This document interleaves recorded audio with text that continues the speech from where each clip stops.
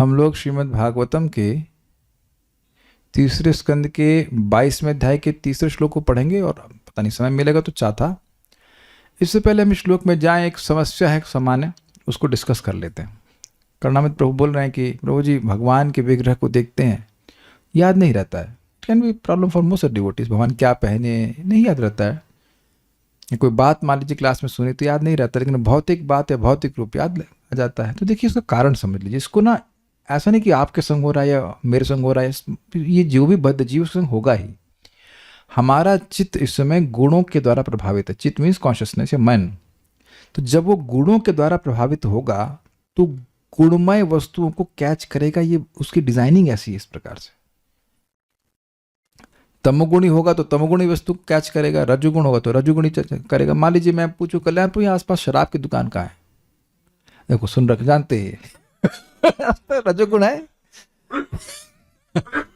लेकिन अब हमसे पूछो कौन कौन सी ब्रांड, तो जानते इसलिए कि दर्श जाते होंगे, लेकिन ब्रांड कौन कौन सी चल रही है वहां पे। अब ब्रांड नहीं बताएंगे तो खुल जाएगा तो वेद खुल जाएगा। तो आप जानते हैं ब्रांड से क्या प्रॉब्लम।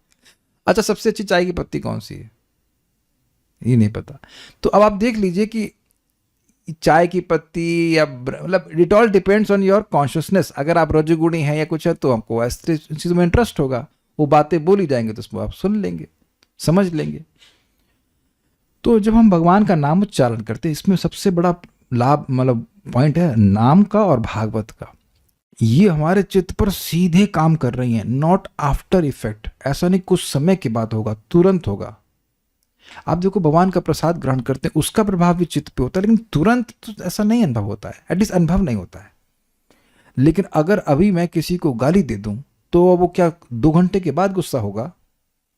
पहले आप शब्द का प्रभाव चेक कर लीजिए कि शब्द का प्रभाव हमारे चित्त पर तुरंत होता है। सबको समझ में आ रहा है ना बात। हम ये ड्रामा भी नहीं करना चाहते गाली दे करके, ये सब हम भक्त यहाँ पे अपराध बन जाएगा। बट मान लीजिए कहें कि भाई जैसे हमको बड़ा अच्छा लगा, तुंग विद्या माता जी ने बहुत अच्छे से स्लाइड्स बनाए, मेरा वाला क्रीम उनने बैकग्राउंड में लगा दिया।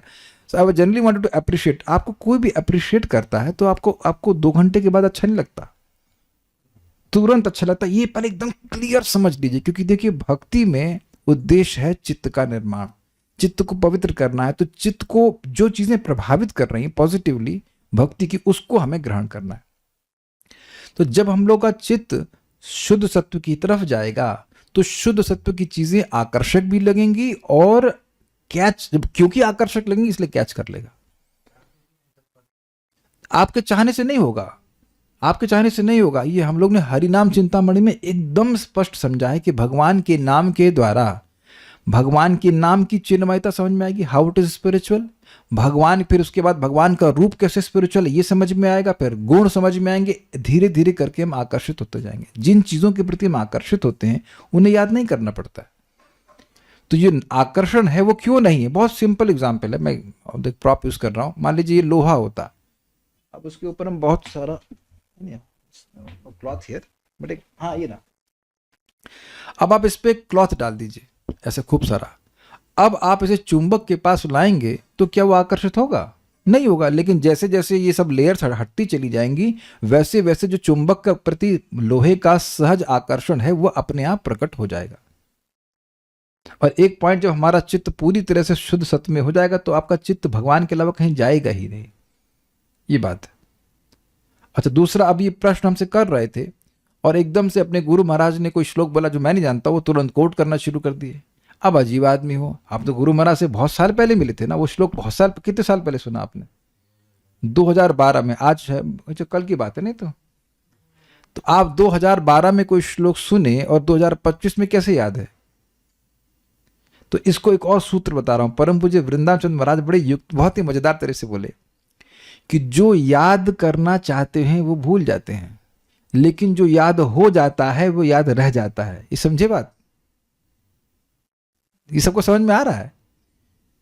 आप याद करने का प्रयास करोगे श्लोक याद नहीं रहेगा, लेकिन जो आप याद हो गया सुनते सुनते वो याद हो जाता है। और यहां पे भी श्लोक में जो मुख से आ जाते हैं वो याद रहते हैं। मतलब प्रभुपाद से सुना, कई बार सुना, तो सुनते सुनते सुनते याद हो जाता है। ऐसा नहीं कि हम अभ्यास करते हैं। एक्चुअली मैं कभी श्लोक याद नहीं करता, गाते रहते हैं, सुनते रहते हैं, वो श्लोक अच्छा लगा, उसका अर्थ अच्छा लगा, बस वो याद हो गया और मुख से आ जाता है।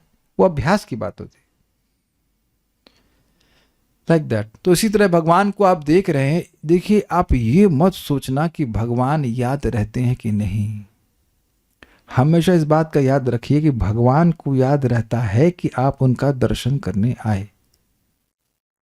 एक महाराज कथा बताते हैं, परम पूज्य राधा गोविंद महाराज, एक सूरदास जी की, सूरदास मतलब अंधे थे वो, तो वो बांके बिहारी का दर्शन करने जाते, तो कुछ लड़के उनका मजाक बनाते कि आप क्यों आते हैं, आप तो नहीं देख पाते हैं।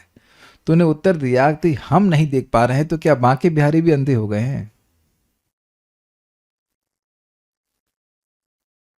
तो वह तो देख रहे हैं ना, और ये बहुत बड़ा प्रभाव होता है। भगवान किसी जीव को देख रहे हैं, भगवान की दृष्टि तो पूरी सृष्टि कर देते हैं, तो सोचिए कितना बड़ा लाभ है। लाभ हमको बता दे रहे हैं, भगवान के सामने जाने से दो लाभ हैं।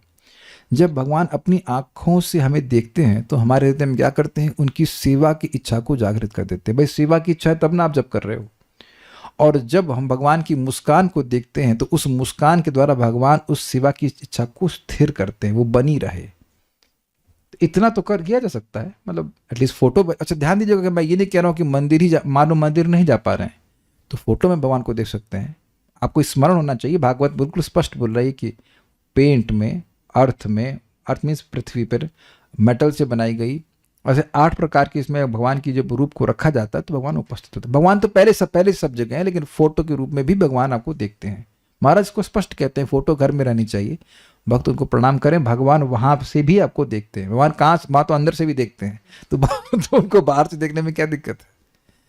तो अभ्यास से धीरे धीरे करके होता है। एक मैं एग्जाम्पल और दूंगा, महाराज ने बहुत सुंदर समझाया था, वेरी नाइस, एकदम क्लियर समझ में आ जाएगा। देखिए चित्त 3 प्रकार का है, तमोगुणी, रजोगुणी और सतोगुणी। अब अगर सतोगुणी का एग्जाम्पल कैसे दे रहे हैं, सॉरी तमोगुण का एग्जाम्पल कैसे दे रहे हैं कि ऐसे आपने गीले पैर लिए और टाइल पे चल गए तो कुछ इंप्रेशन आएगा, उस गायब। तो जो चित्त तमोगुणी होगा उसे तो कुछ भी याद ही नहीं, उसे कुछ समझ ही नहीं आएगा, सब गायब हो जाएगा। लेकिन जब धीरे धीरे करके चित्त रजोगुणी होता है तो उसकी स्थिति कैसी होती है, जो धूल होती, सूखी धूल, उस पर पांव लेकर के जाएंगे तो कुछ समय के लिए इंप्रेशन बनता है, फिर वो गायब हो जाता है। लेकिन सतोगुणी चित्त कैसा है, गीली मिट्टी, जिसमें कुछ इंप्रेशन बन गया तो वो इंप्रेशन बन जाता है। तो उसमें आप और मैं कुछ कर नहीं सकते हैं, you just keep on chanting.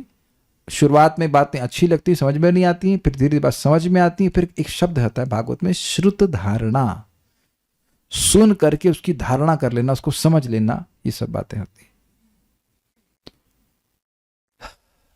आप लोगों का कभी ऐसा अनुभव हुआ कि कोई व्यक्ति कुछ बोल रहा है और काफी जोर से बोल रहा है और आपका मन कहीं और है, और फिर बोलते हैं भाई तुम बोल तो रहे, हमें कुछ याद नहीं रहा, हमको समझ में नहीं आ रहा, ना ही हम समझ पा रहे हैं। ये हुआ है कि नहीं?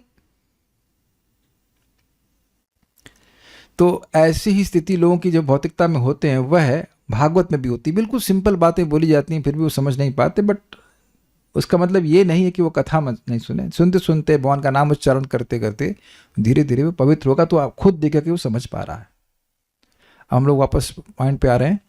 देखिए हुआ ये है कि शादी करानी है, मनु महाराज को अपनी लड़की की शादी करानी है, और मनु महाराज क्षत्रिय और ये कर्दम ऋषि हैं ब्राह्मण। तो उनको संकोच हो रहा था कि ऐसा न हो कि वो अस्वीकार करते, भाई हम लोग अपने हम क्षत्रिय कन्या से शादी नहीं करेंगे।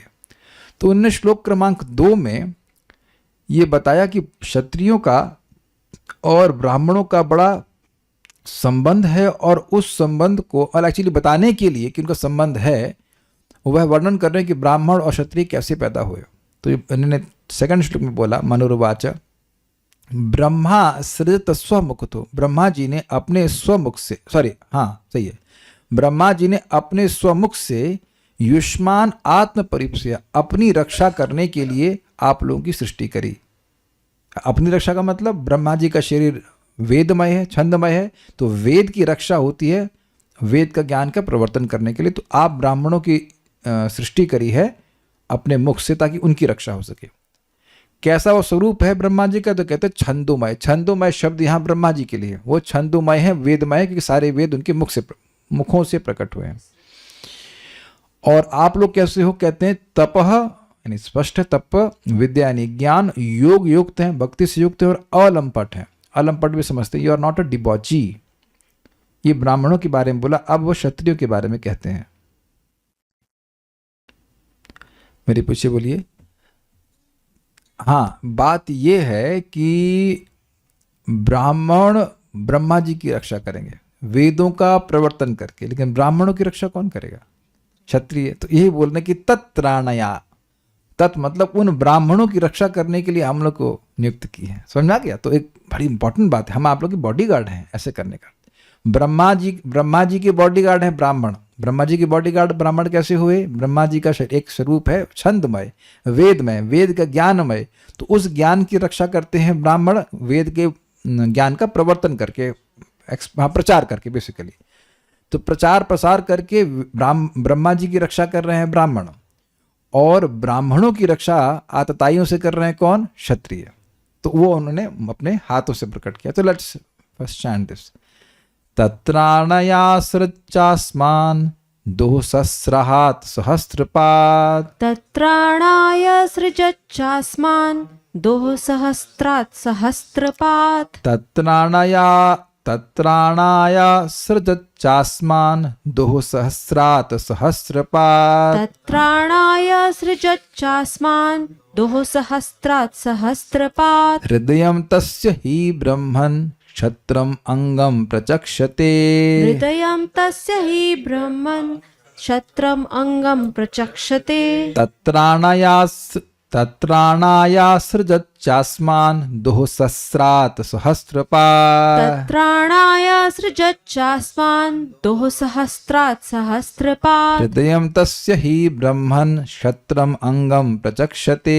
हृदयं तस्य हि ब्रह्म क्षत्रम् अंगं प्रचक्षते। बोलिए।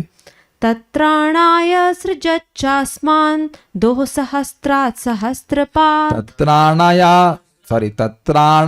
सृजच्चास्मान् दोहसहस्रात् सहस्रपात्। हृदयं तस्य हि ब्रह्म क्षत्रम् अंगं प्रचक्षते। हृदयं तस्य हि ब्रह्मन् क्षत्रम् अंग प्रचक्षते।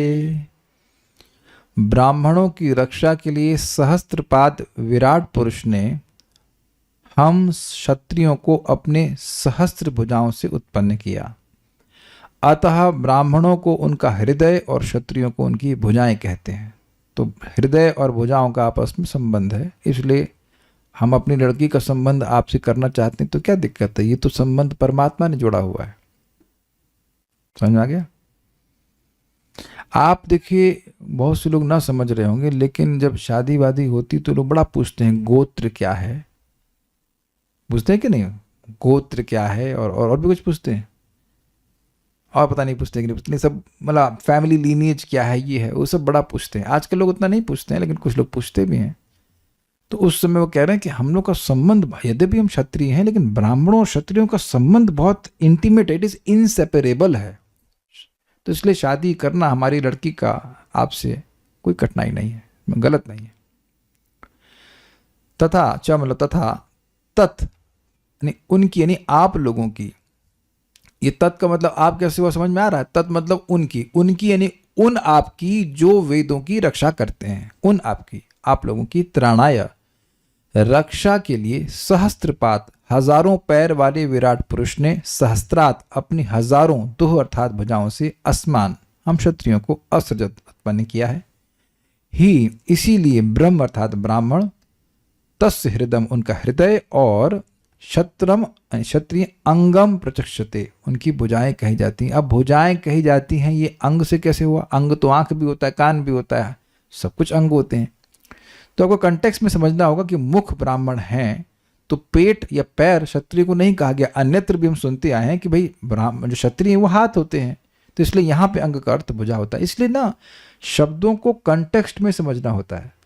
ऐसे नहीं कि आप कह सकते कि कोई भी अंग है, कोई कहे कि यानी नाखून, या you can not just say like this. तो रक्षा भुजाओं से होती है, और हमेशा हम सुनते आए हैं कि भगवान के हाथों से क्षत्रिय प्रकट हुए हैं और वो हाथ कहे जाते हैं। और हम लोगों ने सुना था ये यूनिवर्सल फॉर्म, विराट रूप के वर्णन में सुना था। ये 2-3 श्लोक इस प्रकार से अंत में आए थे उस अध्याय में। तत्राणाय उन ब्राह्मणों की रक्षा के लिए असृजत चास्मान हम लोगों की सृष्टि हुई, मतलब हम क्षत्रियों की सृष्टि हुई है। किसके द्वारा? 2 सहस्त्रात, तो मतलब बाहु, और सहस्त्रात मतलब हजार बाहु वाले, और सहस्त्रपात 1000 पैर वाले उन विराट पुरुष से हमारी क्षत्रियों की सृष्टि हुई है। हृदयम तस्य ही ब्रह्मन, निश्चित ही ये जो ब्रह्म अर्थात ब्राह्मण है वह इन विराट पुरुष के हृदय हैं। और शत्रम अंगम प्रचक्षते, और क्षत्रियों को उनका बाजू कहा जाता है। श्रीधरी तत्त्राणाय, अर्थात ब्राह्मणों की रक्षा करने के लिए विराट पुरुष ने हम क्षत्रियों की सृष्टि की है। इसलिए ब्राह्मण को विराट पुरुष का हृदय और क्षत्रिय को उनकी भुजा कहा जाता है। ब्रह्म शब्द ब्राह्मण जाति का और क्षत्र शब्द क्षत्रिय जाति का वाचक है। इजी है, सारा दर्शनीय। ब्राह्मणों का पालन कौन करेगा? ब्राह्मण जब प्रचार प्रसार के द्वारा ब्रह्मा जी के छंदोमय स्वरूप की रक्षा करेंगे तो ब्राह्मण की रक्षा कौन करेगा? अगर यह प्रश्न हो तो कहते हैं तद इत्यादि श्लोक कहते हैं, अर्थात सर्वत्र हाथ पांव आदि से कार्य करने वाले भगवान जो विराट रूपधारी ब्रह्मा हैं, उन्हीं ने ब्राह्मणों की रक्षा के लिए अपने सहस्त्र बाहुओं से हम क्षत्रियों को उत्पन्न किया है। यहाँ परमेश्वर और ब्रह्मा के एक रूप को मानकर ऐसा कहा गया। अब कल्याणपुर को बड़ी दिक्कत थी। ये जो पिछले श्लोक में बोला गया था परमात्मा और हमारा अन्य संबंध जुड़ गया, परमात्मा कौन है? तो हमने विरोध बोला मैं हूं। तो इनको डाउट हो रहा था कि परमात्मा मतलब क्षीरोदकशायी विष्णु या कौन? विराट पुरुष तो क्षीरोदकशायी विष्णु कहते हैं। तो देखिए यहाँ बहुत सिंपल बात है, कार्य कारण में अभेद देखते हैं। तो ब्रह्मा जी भगवान विष्णु से आए हैं। तो अभी आपने पिछले श्लोक में सुना कि ब्रह्मा जी से के मुख से ब्राह्मण प्रकट हुए, और ब्रह्मा जी के मतलब अगले श्लोक में सुन रहे हैं कि जो सहस्त्र बाहु वाले भगवान है उनसे क्षत्रिय प्रकट हुए। तो ये हो जाएगा कि अलग अलग हुए क्या?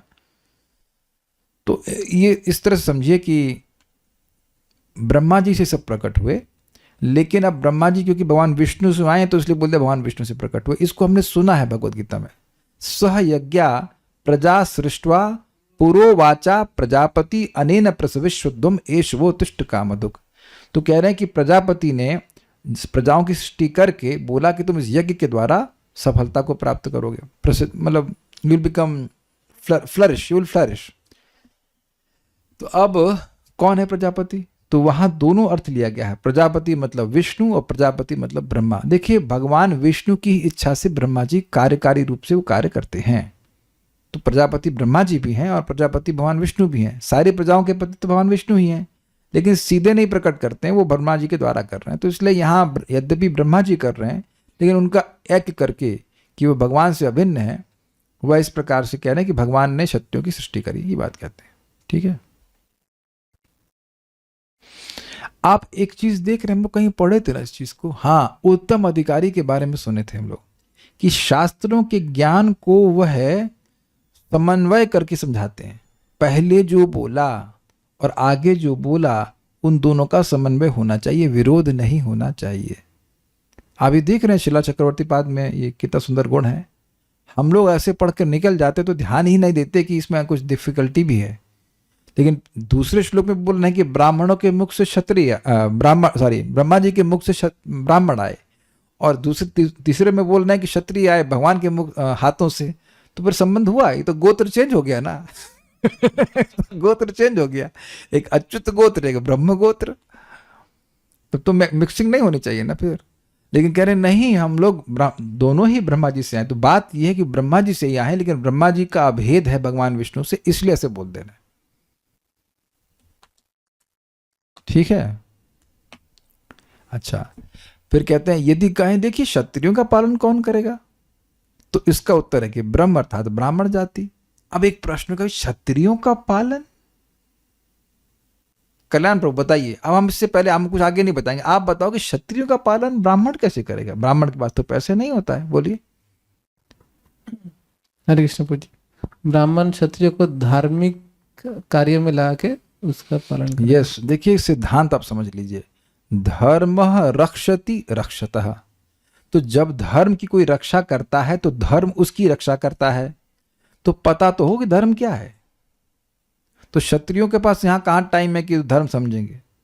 तो इसलिए, और कहीं कहीं समझ में नहीं, ऐसा नहीं कि नहीं समझते हैं, दे नो, बट कहीं कहीं फंस जाएं या गाइडेंस चाहिए तो ब्राह्मण वहाँ पे सूक्ष्म बातें बताते हैं कि धर्म का तत्व बहुत गोई होता है, किसी परिस्थिति में क्या करना चाहिए और क्या नहीं करना चाहिए, ये निर्णय करना बड़ा दिक्कत हो जाता है। इसे कहते हैं ना धर्म संकट, धर्म संकट, कि धर्म क्या करें, धर्म के संबंध में हम क्या करें।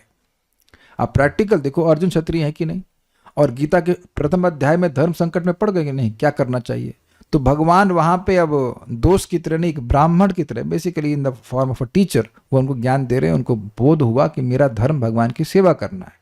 इजी ये बात है। आप में से बहुत से भक्त लोग मुझसे पूछते हैं, प्रभु जी ऐसी सिचुएशन में क्या करना चाहिए।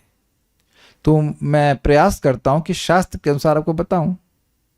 तो वो ज्ञान के द्वारा प्रोटेक्शन होता है कि नहीं होता है। तो इस प्रकार से है।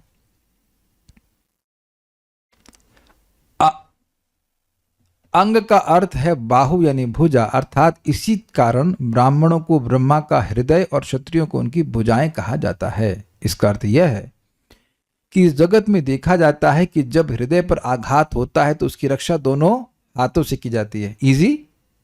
और जब हाथों पर प्रहार होता है तो देह को सिकोड़कर भुजाओं को हृदय के भीतर छुपाकर उनकी रक्षा की जाती है। ये किए हैं कि नहीं कभी, ये भी किए हैं। इसी कारण हृदय का पालक भुजा है और भुजा का रक्षक हृदय है। तो यानी कि दे आर इनसेपरेबल, दोनों में बहुत प्रेम है, सामंजस्य बोल सकते, कोऑर्डिनेशन है, ऐसे ये बात है। तात्पर्य आप ये समझ ही सकते हैं। कभी कभी कोई व्यक्ति दिख जाता है जिसके दोनों बाजू नहीं होते हैं। तो अब कोई मान लो कोई उसको छाती पर आघात करे तो क्या वो प्रोटेक्शन कर सकता है, क्या पांव से रोक सकता है। तो ये बहुत अच्छी बात है कि जो पूरी वर्णाश्रम की व्यवस्था है उसमें व्यक्ति एक दूसरे की सहायता को अप्रिशिएट करता है, दबाता नहीं है। ऐसा नहीं कि क्षत्रिय ब्राह्मणों को दबाएं या ब्राह्मण क्षत्रिय को दबाएं। इस एब्सोल्युटली जो जाति वाली जो झगड़ा है ना, इज एब्सोल्यूट नॉनसेंस। जो लोग झगड़ा कर रहे हैं वो किसी जाति के नहीं है वो झगड़ा जाति के, वो कलयुग की जाति के। Absolute nonsense, absolute nonsense. Clear देख लीजिए तात्पर्य। क्षत्रिय विशेषतया ब्राह्मणों की सुरक्षा के निमित्त हैं, क्योंकि यदि ब्राह्मण सुरक्षित रहेंगे तो सभ्यता के मस्तिष्क की रक्षा होती है। Imagine a body without head, where will it go, और वो भी अलाइव। एक्चुअली अलाइव भी नहीं कह सकते, डेड बॉडी कहेंगे। लेकिन वो अगर मान लो चलने लग जाए तो क्या कहेंगे, ज़ॉम्बी है ना, गर्दन कट गई और हाथ पाँव। और आप देख रहे हैं कि लोगों को खाना भी नहीं आता है। हम देख रहे हैं कि कुछ भक्त हैं जो मतलब भारद्वाज शर्मा ऐसे ना ब्राह्मण फैमिली से हैं, और परिवार वाले मतलब बवाल कर रहे हैं, तुम जब कर रहे हो तो ब्राह्मणों हो के क्या करें, टीवी देखें, चाय पिएं। बल्कि उल्टा लड़ जाना चाहिए। आपने ब्राह्मण का कौन सा गुण सिखाया, तिलक भी तो लगाना सिखाया नहीं। परम पूज्य वृंदावन चंद्र महाराज एक प्रवचन बता रहे थे कि वो तिलक लगा के कहीं उतरे तो कोई व्यक्ति बोला अरे ब्राह्मण, प्रणाम करने लगा। दूसरा व्यक्ति बोला अरे ब्राह्मण नहीं, मतलब जाति से ब्राह्मण नहीं है। तो महाराज समझा रहे हैं उसमें कि कुछ लोग ऐसे सोचते हैं कि तिलक लगाने का अधिकार केवल ब्राह्मणों का है। अगर ये भी मान लिया जाए, ये गलत है, लेकिन ये भी मान लिया जाए तो ये बताए कि यहाँ पे हाथ रेस कीजिएगा, कितने यहाँ पे जो ब्राह्मण परिवार से बच्चे यहाँ पे ये तिलक लगाते थे रोज। हम तो अभी भी देख रहे हैं कोई एकाध दोनों का लगा नहीं है। तो अब आप तिलक लगाएंगे तो उसमें बवाल हो जाएगा। तुमसे पूछो कि आपने सिखाया क्या हमको ब्राह्मण का कुछ कर्तव्य। आप समझ रहे ना बात। तो वो किसी जाति की नहीं है, कलो शूद्र संभवा। इस बात को थोड़ा समझिए। मैं इसको मैं समझा रहा हूँ। आयुर्वेद भी एक वेद का ही ज्ञान है, तो Brahmins were expert in that also. तो प्रभुपाद समझाते हैं कि पहले ज़माने में ये मेडिसिन महंगी नहीं होती थी। ब्राह्मण जाते थे, मान लीजिए भिक्षा के लिए जा रहे हैं, तो घर में कोई बीमार है तो वो उदार है, अरे ये खिला देना ठीक हो जाएंगे। तो अब आप यहाँ देख लीजिए प्रैक्टिकली यूट्यूब पर कितने ऐसे लोग हैं जो एक्चुअली ज्ञान है उनको, और वो उसके चैनल बना बना करके निस्वार्थ भाव से दे रहे हैं। ये ब्राह्मण प्रवृत्ति है। वो पैसा नहीं चार्ज कर रहे, इससे लोगों का हित हो जाए, लोगों को ज्ञान मिले, लोग स्वस्थ हो जाएं। कर रहे हैं कि नहीं कर रहे हैं ऐसा? ब्राह्मणा इज ऑलवेज उदार। ऐसा नहीं सोचेगा कि मैं इसको कुछ बताऊंगा इसके बदले मेरी कंसल्टेशन फीस 2000 रुपया हो, ऐसा नहीं होता है। उदारता का एग्जाम्पल तो आप जानते हैं, क्या नाम है उनका, प्रभुपाद एग्जाम्पल देते हैं ना, अर्जुन के द्रोणाचार्य। उनको पता है कि ये क्या नाम था उसका, धृष्टद्युम्न, उनको मारने के लिए पैदा हुआ है। उसको यज्ञ से मतलब इन्वाइट ही किया गया था कि मारने के लिए, मारेगा उसको, और फिर भी उसको सारा ज्ञान दिए, बिकॉज इज देयर उदार। ये बात है। ब्राह्मणों को सामाजिक शरीर का मस्तिष्क माना जाता है। यदि मस्तिष्क विमल रहे और पगलाए नहीं तो सब कुछ ठीक रहता है। भगवान, देखिए एक बात समझ लीजिए कि जब खुद दिखेगा कुछ ज्ञान तब आप दूसरे को कुछ गाइड कर सकते हैं, और खुद ही उलझा हुआ है भोगों में तो कुछ समझ नहीं सकता वो, ये बात है। इसलिए ब्राह्मणों को तप, विद्या और क्या था, योग युक्त और अलंपट होना चाहिए, then you can actually help anyone. भगवान का वर्णन इस प्रकार हुआ है, नमो ब्रह्मण्य देवाय गो ब्राह्मण हिताय च। इस स्तुति का सारांश यह है कि भगवान ब्राह्मणों तथा गायों की विशेष रक्षा करते हैं और तब समाज के अन्य समस्त सदस्यों की जगत हिताय। समझे लॉजिक? बोलिए प्रार्थना, नमो ब्रह्मण्य देवाय गो ब्राह्मण हिताय च जगत हिताय कृष्णाय गोविंदाय नमो नमः। तो उसका लॉजिक क्या बोल रहे हैं प्रभुपाद? कह रहे हैं कि भगवान ब्राह्मणों के, नमो ब्रह्मण्य देवाय गो ब्राह्मण, ब्रह्मणी देवाय मतलब जो ब्राह्मणों के प्रिय देव हैं, और गायों की, प्रपात कहते हैं सबसे पहले गायों की रक्षा करते हैं भगवान। गाय ही नहीं रहेगी तो ब्राह्मण कैसे यज्ञ करेंगे, और फिर ब्राह्मणों की रक्षा करते हैं, और फिर जगत का हित। यानी कि अगर गाय और ब्राह्मण की रक्षा नहीं होगी तो जगत का हित हो ही नहीं सकता है। समझे बात? और आप प्रैक्टिकल देख लीजिए, जितने भी लीडर हैं इस जगत के, जितने भी सो कॉल्ड लीडर हैं, उनमें से एक भी व्यक्ति को ब्राह्मण गाइड कर रहा है? कल्याणपुर का हम नाम तो वैसे नहीं रखेंगे, क्या बोलते हैं इनका एक ओपिनियन एक व्यक्ति के बारे में, एक लीडर के बारे में कि he is the only Sen person, है ना, नाम तो नहीं रखेंगे। लेकिन अब आप ये बताइए कि क्या वो एक ब्राह्मण के द्वारा गाइडेड है? हम नाम नहीं रख रहे हैं, let us discuss impartially. Is he being guided by a Brahmin? बोलिए yes, no. So how can he be sane? तो ये कहेंगे ये जो जितने लेस इंसेन, यानी कि जो बाकी पगलाए हुए हैं उनमें कम पगलाए हुआ है। तो आप पगले से क्लास सुन रहे हैं, आप समझिए कि मैं यहां कुछ 50-60 भक्तों को या 100 भक्तों को कुछ गाइडेंस दे रहा हूं, भागवत समझा रहा हूं, तो 100 लोगों की गाइडेंस दे रहा है व्यक्ति, तो वो पागल नहीं होना चाहिए, है ना? और पूरे देश को जो लीड कर रहा है वो थोड़ा पागल चलेगा? कल्याण प्रभु उत्तर दीजिए आप इस पे, शास्त्र की दृष्टि से दीजिए उत्तर, बोलिए। अरे विरोध भी करना है तो कोई बात नहीं, बोलिए। आप किसी पगले से क्लास सुनने जाएंगे कल? यस और नो? नहीं। तो अपने जीवन की गाइडेंस के लिए पगला नहीं चाहिए इनको, है ना? लेकिन अगर किसी देश का लीडर वो पगला है तो चल जाएगा, है ना? तो हमारे डिस्कशन से वो चेंज नहीं होगा, हम सिद्धांत समझ रहे हैं, चल जाएगा वो। हाँ बोलिए। रहा है, देखिए चल रहा है वाली बात नहीं है, चल जाएगा क्या मतलब, क्या शास्त्र से ठीक होगा क्या? अब आप देख ही लीजिए ना, वहां पे तो सब गाय काटी जा रही हैं। अब जब गाय काट रहे हो और धुआंधार गाय काट रहे हो तो आप लोग कैसे सुखी हो गया? परम पूज्य राधानाथ महाराज इस बात को अद्भुत तरह से बोले, आपने कभी नहीं सोचा होगा ये बात। आप लोग ये सोच रहे हैं ना कि अमेरिका में सब लोग सुखी हैं, कोई दिक्कत नहीं है, लेकिन महाराज ने सन 1900 से शुरू किया, कहा कि देखिए कि प्रथम विश्व युद्ध में कितने ही हजारों अमेरिकी सैनिक मरे कि नहीं मरे, फिर द्वितीय विश्व युद्ध हुआ कितने मरे। अब बताओ, मरने के लिए अमेरिका से भेज रहे हैं उसको यूरोप में लड़ने के लिए, तब ये है ना रिएक्शन गाय खाने का। और हमको तो पता नहीं, हम तो डिटेल नहीं पढ़े, सिविल वॉर हुई थी वो आपस में, उसमें कितने लोग मर गए आपस में। तो ये नहीं समझा पा रहे ना आप। सब ने सुना है कि युधिष्ठिर महाराज जब राज्य करते थे तो सारी ऋतुओं के फल सब बिल्कुल टाइम से सब कुछ होता था, यहां तक कि समुद्र मणियां उगलता था, सब पढ़ चुके हैं। तो ये एक राजा का गड़बड़ होना सबको गड़बड़ कर देता है, सबको गड़बड़ कर देता है। It's very very important. तो जगत का हित हो ही नहीं सकता है जब तक गाय और ब्राह्मणों का हित ना हो, ये बात बोल रहे हैं। Krishna is not pleased by that. और इसी प्रकार से अपने जीवन में हमें ब्राह्मणिकल गाइडेंस मिलनी चाहिए। जो भी गाइड कर रहा है, इजी गाइडिंग एज पर शास्त्र, नहीं तो आप मत एक्सेप्ट कीजिए, गड़बड़ हो जाएगा। इजी गाइडिंग एज पर शास्त्र, यू शुड नॉट से मेरा ओपिनियन ये है, आपके ओपिनियन की कोई वैल्यू नहीं है। शास्त्र के अनुसार गाइडेंस मिलना चाहिए। कोई प्रमाण आता रहे गीता से? तस्मात् शास्त्रम प्रमाणम ते कार्य कार्य व्यवस्थितो ज्ञात्वा शास्त्र विधानोक्तम कर्म कर्तुम हार्हसि। क्योंकि काम, क्रोध और लोभ ये नरक के द्वार हैं। इनकी गाइडेंस से कहाँ पहुंचेंगे? किसी एक विशेष प्रकार के नरक में, कहीं भी हो जाएगा प्लॉट बुक, नहीं सॉरी फ्लैट बुक। इसलिए तस्मात, इसलिए नहीं, इससे पहले वाला श्लोक और है, यह शास्त्र विधि मुत्सृज्य वर्तते काम कारता न स सिद्धिम वापनोति न सुखम न पराम गति। यह शास्त्र विधि मुत्सृज्य, जो शास्त्र की विधि को त्याग करके वर्तते काम कारता, अपनी इच्छा के अनुसार चल रहा है, तो न स सिद्धिम वापनोति, उसको सिद्धि नहीं मिलती है। सिद्धि मतलब हृदय का शुद्धिकरण नहीं प्राप्त होता है।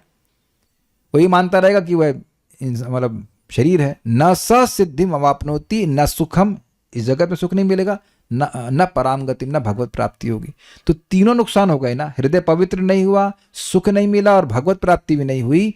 इसलिए तस्मात् शास्त्रम प्रमाणम ते, इसलिए शास्त्र का प्रमाण स्वीकार करके कार्य अकार्य अवस्थित हो, क्या करना है और क्या नहीं करना, उसमें व्यक्ति को सिचुएट होना चाहिए। ज्ञात्वा शास्त्र विधानोक्तम, शास्त्र में ऐसा लिखा है, इस विधान को स्वीकार करके कर्म कर्तुम इहारसी, one should perform his activities और ड्यूटीज। कितने बजे उठना है, कितने बजे खाना है, क्या खाना है, वो सब शास्त्र में वर्णन है कि नहीं, ये बात है।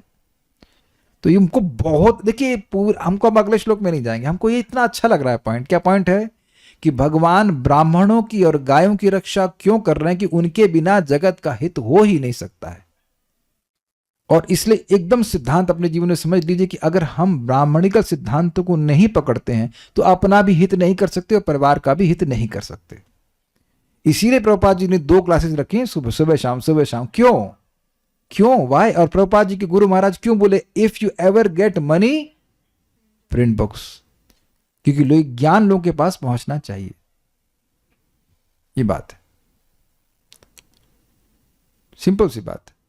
आप प्रैक्टिकल देखो कि आप एक क्लास शाम को आओ, आपको कुछ ऐसा जरूर मिलेगा जो आपको प्रबोधित करने वाला हो।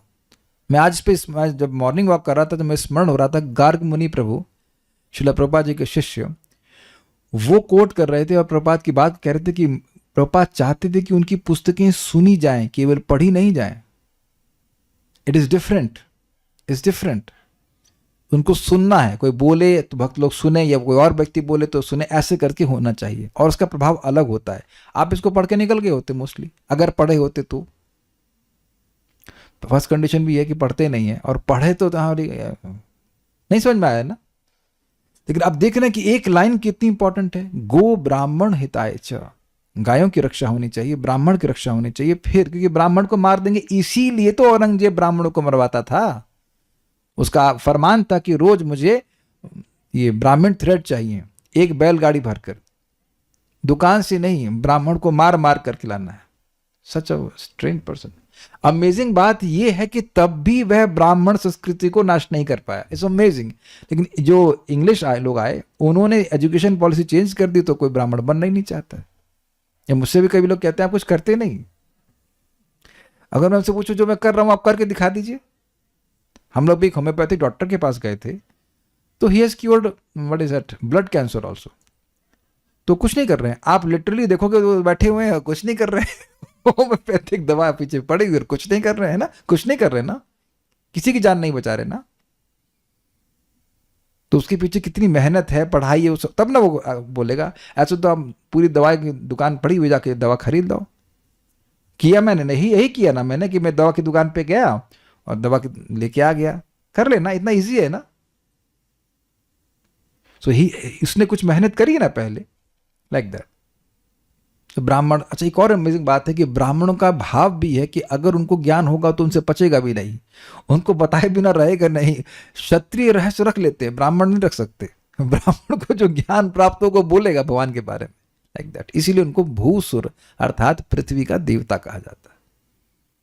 लेकिन हम फिर रिपीट कर रहे हैं, वही ब्राह्मण है जो पठन पाठन पढ़े भी और पढ़ाए भी, वो ज्ञान दे, तब ब्राह्मण है। ऐसा नहीं बस खाली पढ़ लिया और चुप हो गया बैठ कर, ना, ऐसा नहीं। ठीक है, तो हमको बहुत अच्छी बात लगी। उनकी इच्छा है, भगवान की इच्छा है कि गो तथा ब्राह्मणों की रक्षा पर ही विश्व का कल्याण निर्भर है। इस प्रकार ब्राह्मण संस्कृति तथा गो रक्षा ये दोनों मानव सभ्यता के मूल सिद्धांत हैं। क्षत्रिय ब्राह्मणों की रक्षा के निमित्त होते हैं, इसलिए भगवान की इच्छा है गो ब्राह्मण हिताय च। जिस प्रकार शरीर के भीतर हृदय अत्यंत महत्वपूर्ण अंग है, उसी प्रकार से ब्राह्मण मानव समाज के महत्वपूर्ण अवयव हैं। क्षत्रिय संपूर्ण शरीर के समान है। जिस प्रकार हृदय की तुलना में शरीर भारी अवश्य होता है, किंतु महत्वपूर्ण हृदय ही होता है। तो यहाँ पे इस प्रकार से बताया गया, और उन्हें यह भी बताया कि हम आपके सेवक के रूप में, हम आपकी सेवा मतलब हम आपकी रक्षा करने के निमित्त हैं। हम अगले श्लोक में तो नहीं जा पाएंगे, तो हम एक बहुत इंपॉर्टेंट पॉइंट सीखा है हमने कि क्षत्रिय और ब्राह्मणों के बीच में रिलेशनशिप है, बहुत स्वीट रिलेशनशिप है। और ब्राह्मण मतलब ब्राह्मण जो ज्ञान दे, ऐसे ब्राह्मणों की रक्षा करना जरूरी है। और प्रपात एक अन्यत्र और अच्छी बात बताते हैं कि ब्राह्मण अपनी कमाई करने के चक्कर में क्यों नहीं रहते हैं। देखो, एक तो उनको चाहिए कम, दूसरा उनके पास टाइम है कम। शास्त्र पढ़ना समझना उसमें एनर्जी लगाएंगे कि वो पैसा कमाने लग जाएंगे। इसीलिए जो अन्य समाज के वर्ग हैं वो जानते हैं कि इनसे हम ज्ञान ले लेंगे तो इनको मेंटेनेंस के लिए चिंता ना करने पड़े, ये उनका सिस्टम रहता था। अब मैं प्रैक्टिकल देख रहा हूँ कि यहाँ जो भी भक्त मुझे डोनेशन भेजते हैं, आपके मन में क्या है? मैं नाम तो नहीं रखूंगा कौन कौन भेजते हैं, लेकिन आपके मन में यही है ना कि प्रभु जी को नौकरी ना करनी पड़े। जो लोग भेजते हैं वो अपना मुंडी हिलाओ, यस। अरे नहीं, इनको ये नौकरी करने चले गए तो फिर तो हमका क्लास रुक जाएगी, है ना, खाने पीने की व्यवस्था हो जाए। और आज जितने लोग मेरे घर में आ रहे हैं, आप देखो कि 50 साल बाद भी वही ऐसा ही घर रहेगा, है कि नहीं? मेरी दीदियाँ कहती, अरे यहाँ तो पूरा स्टूडियो है। तो हमने कहा स्टूडियो फ्लैट में रह रहे हैं ना studio flat, it is classroom only. और क्या, हमें कोई मजा और कुछ है ही नहीं, सोफा रख के क्या करेंगे हम? So you see, as a practicing devotee कह सकते हैं ब्राह्मणिकल वे में, we keep our life simple so that we can think about Krishna, we can think about shastra, और उस तरह से काम कर सकते हैं। तो मैं ये देखता हूँ, and I appreciate all those devotees who even मॉनिटरली contribute, उनको पता है कि दिस इज नीडेड। रोटी पानी जो कुछ भी है वो सब तो व्यवस्था करनी होगी, यही भावना से दे रहे हैं ना, ताकि प्रभु जी काम ना करना पड़े। काम मतलब वो काम ना करना पड़े, जो काम कर रहे हो अपना कर ले। इट्स वेरी सिंपल, नहीं?